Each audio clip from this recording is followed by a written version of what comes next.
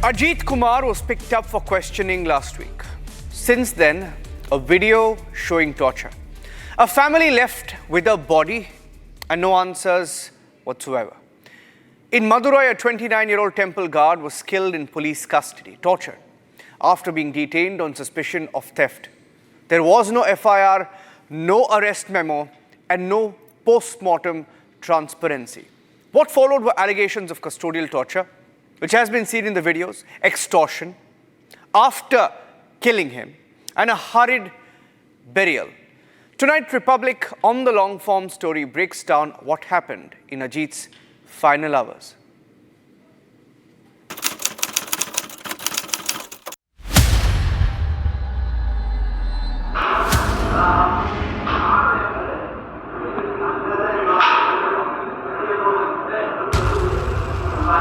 The video that shook Tamil Nadu and forced open a case that system may have buried.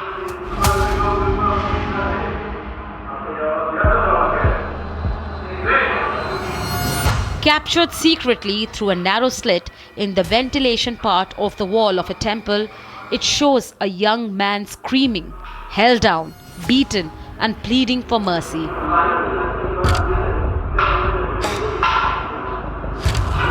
The footage is grainy, the frame unsteady, but the violence is unmistakable. Multiple officers in casual clothes striking him repeatedly as he cries out. This video, now viral across the state and beyond, is what exposed the final hours of Ajith Kumar. Without it, the location, the method, the silence, none of it may have ever come to light.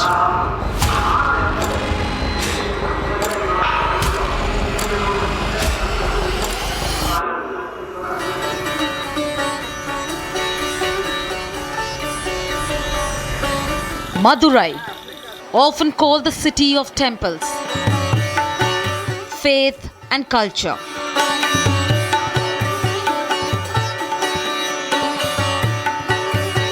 But beneath the sacred rhythms of devotion,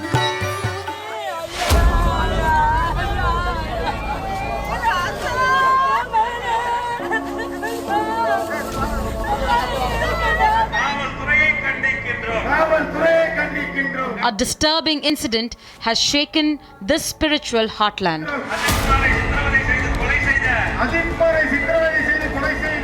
29-year-old Ajith Kumar lived in Shivaganga, a small town about 45 kilometers from Madurai.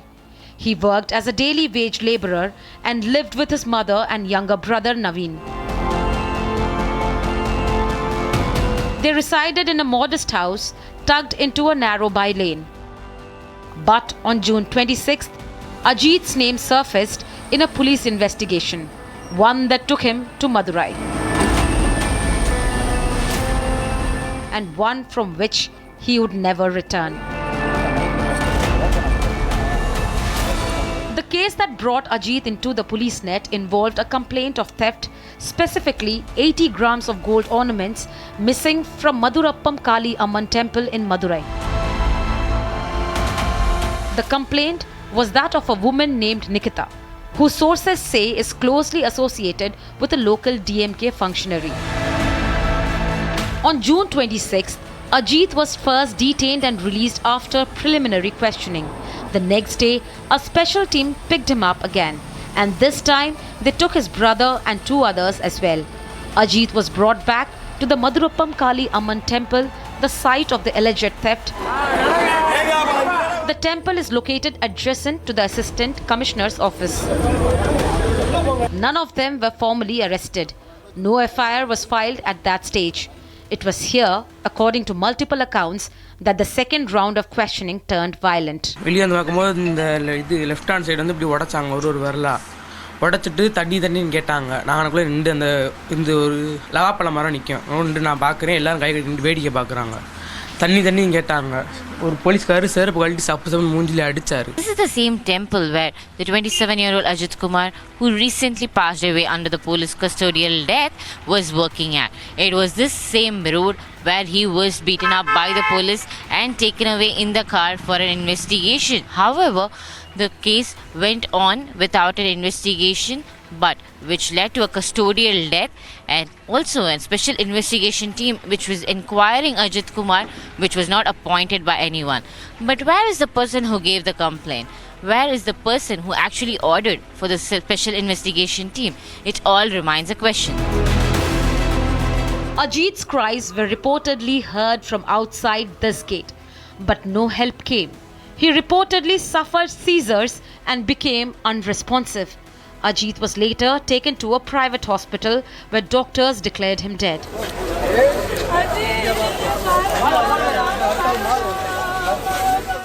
This is the exact hole from which the video that's been surfacing online is what we are receiving.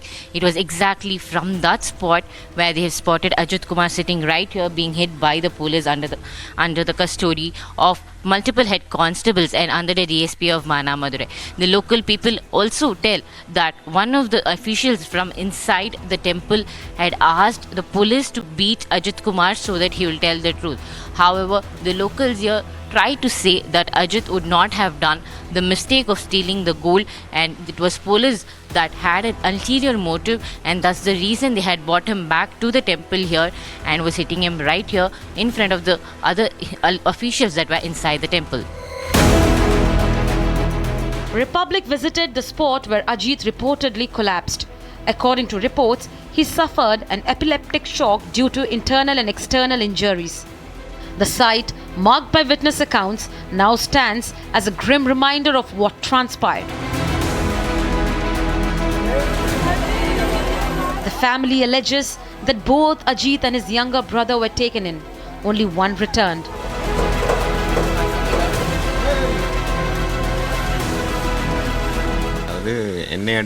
என்னையை கூட்டு போய் அடிச்சதுக்கான reason வந்து night ஃபுல்லாக அடித்து அவன் சொல்லலை. வேறு ஃபேமிலியில் யாராவது அவனை வச்சு அடிக்கும்போது உண்மையை ஒத்துக்கிறதுக்கு வாய்ப்பு இருக்குன்ற எண்ணத்தில் என்னை கூட்டு போய் அடிச்சிருக்கோம். விசாரிக்கும் போது அம்மா மேலேயும் உன் மேலேயும் கஞ்சா கேஸ் போடுவேன் அப்படின்ற மாதிரிலாம் மிரட்டினாங்க. Naveen also claimed that the police extorted money from him during custody. No formal FIR was shown for either of their detentions.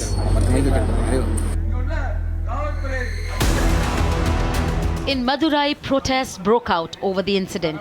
Human rights organization and opposition leaders demanded an independent investigation.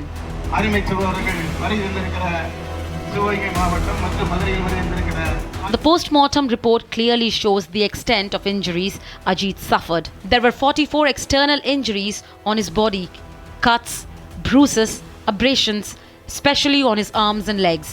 Inside, doctors found 18 more internal wounds, including deep bruises on his back and head. Both his eyes were cloudy, his scalp was swollen, and there were multiple impact marks across his body.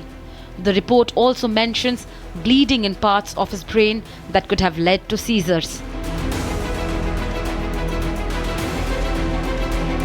The findings directly contradict any suggestion of natural or stress-induced collapse.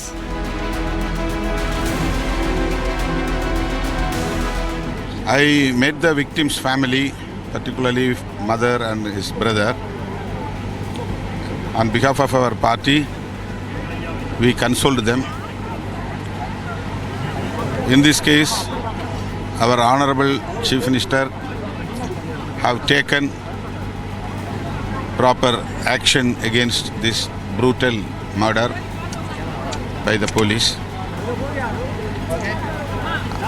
and he permitted to investigate this case by CBI. This is really appreciable one.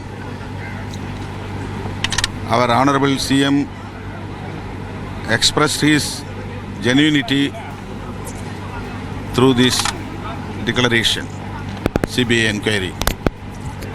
I demand the Tamil Nadu government should give compensation to this family 1 crore rupees. Already they have announced that brother of Ajith Kumar, Mr. Naveen Kumar, will get government job immediately, and Tamil Nadu government is assured that free house patta 3 cents and house will be allotted for them. Before this, there were confirmed reports that DMK office bearer has bargained with that family and they would give 50 lakhs. Now why 5 lakhs? Let government give what they have already promised. Sir, and also do you think Stalin's comment on saying that it will not happen again is a repetitive comment, but it's been 25? This is not the first incident. He has put a quarter century of lockup death. Apart from it, more than 6,700 murders have taken place in Tamil Nadu in the last 50 months. So he is a nalayak chief minister, unfit chief minister, who if he really feels that he should do justice for the people of Tamil Nadu, he would resign. In the aftermath, Minister Periya Kuruppam visited the family. The Tamil Nadu government offered rupees 5 lakh compensation and a job to the younger son, an offer the family says they accepted under fear and pressure.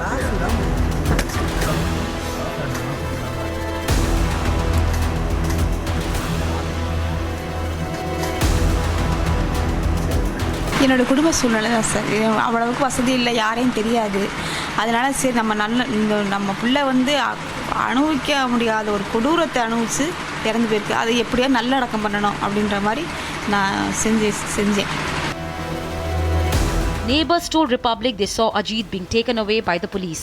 Multiple accounts claim chili powder was used during the assault and that plastic pipes and rods were recovered from the location. An FIR under the section 196(2)(a of the Bharatiya Nagrik Suraksha Sanhita was filed nearly 30 hours after Ajith's death, naming the police officers involved. Court filings say the location of torture was a cattle shed behind the Assistant Commissioner's office near the temple. 6 police officers have since been suspended pending investigation. A writ petition filed before the Madurai bench of the Madras High Court prompted judicial scrutiny. Taking note of the seriousness of the allegations, the court ordered a judicial inquiry. The case is now listed for hearing on July 8. Ajith's case is not the first time that Tamil Nadu has been forced to confront custodial violence. In June 2020, during the COVID-19 lockdown, the father-son duo Jairaj and Benix died after being detained by police in Shantakulam, also in Tamil Nadu. The incident sparked outrage across the country and led to the arrest of several officers. 4 years later, Ajith's death has revived those questions again about what happens behind closed doors in custody and how long it takes for accountability to follow. It was only after the gruesome video of Ajith Kumar being brutally beaten up by the police inspectors and the head constables, the magistrate court of the Madras High Court bench took an action stating that the DMK and the TN Chief Minister Stalin should react on this particular case, following which the DMK has now settled the family with a certain amount of money, a land and a work for his brother Naveen. However, now the family do states that it was not under pressure of the DMK that they agreed to it, but the situation of the family at the moment they are in right now, and with the loss of their son, the family is no more ready to fight this tedious process of going against the government and the police officials. This is not the first case. Let it be the ADGP case where is an abduction of a minor, and there's also the Anna University sexual harassment case where the main culprit seems to be missing according to the opposition's claim, and also the very old Phoenix and Jairaj case which was also a custodial death. And apart from this are more than 24 other deaths just like Ajith Kumar who lost their life for the police brutality in the state of Tamil Nadu. From a locked temple gate to a rushed cremation, from a cattle shed to High Court, the echoes of Ajith's last moments have stirred long-standing questions about custodial violence and accountability. Ajith's name now joins a long list of custodial deaths in Tamil Nadu, As the investigation progresses, his family awaits a decision that the law must now deliver.